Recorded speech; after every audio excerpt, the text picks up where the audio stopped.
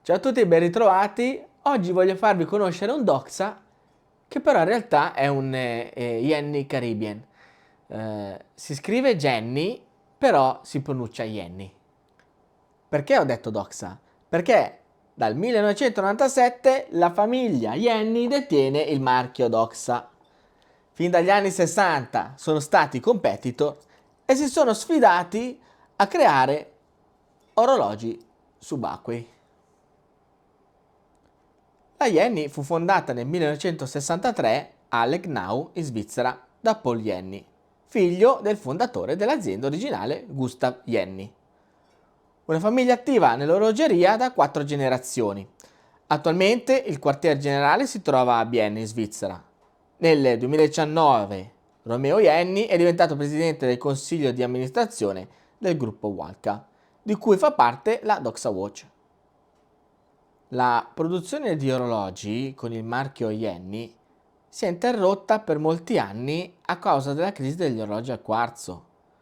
Tuttavia, in occasione del 50° anniversario, nel 2012-2013, il marchio è stato rilanciato con il nuovo Yenny Caribbean 300 metri.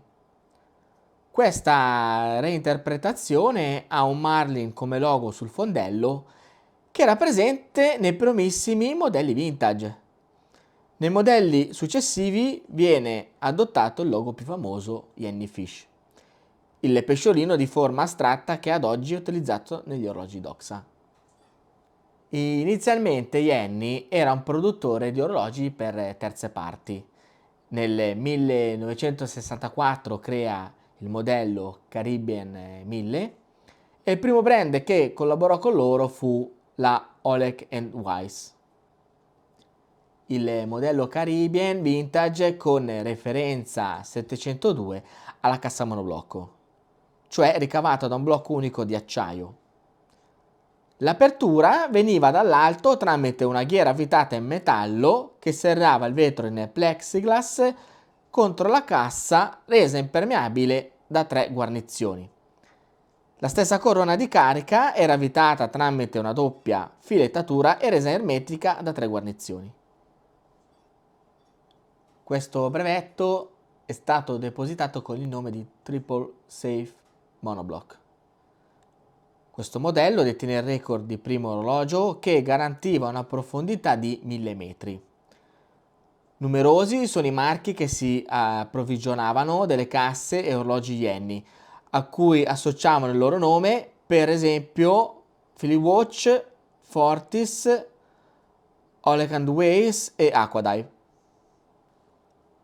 Altra curiosità, i quadranti dei Caribbean Vintage venivano colorati con una pittura arricchita con microbiglie di vetro che davano un effetto altamente riflettente per una migliore visibilità.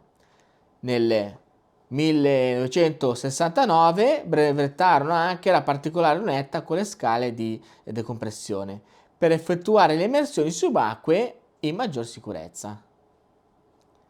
Il modello del video di oggi, riproposto in chiave moderna, si ispira alla vecchia referenza 702.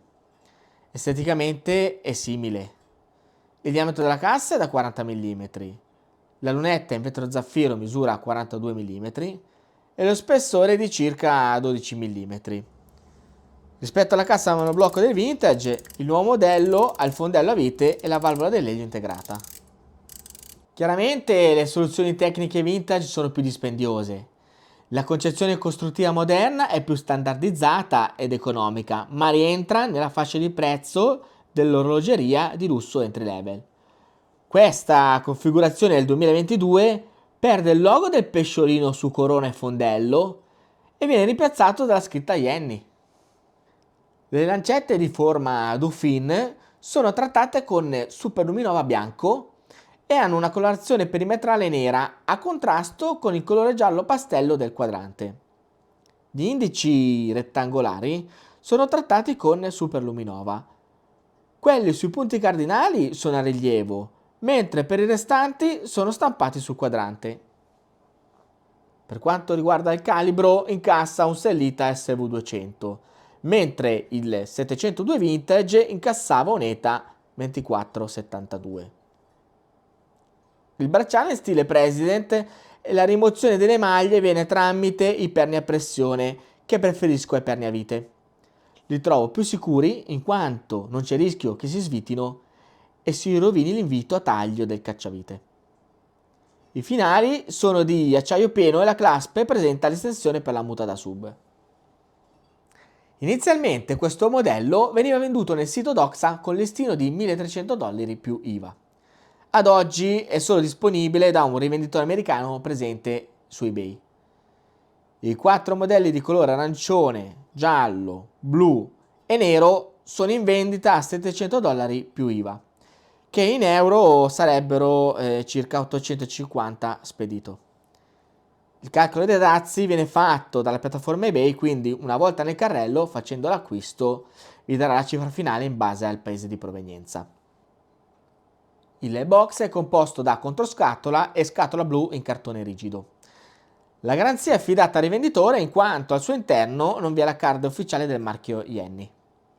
Presumo che il venditore abbia rilevato un lotto di rimanenza in venduta e lo stia distribuendo. Ad oggi rimangono veramente pochi pezzi disponibili. Per la mia collezione io ho scelto il giallo.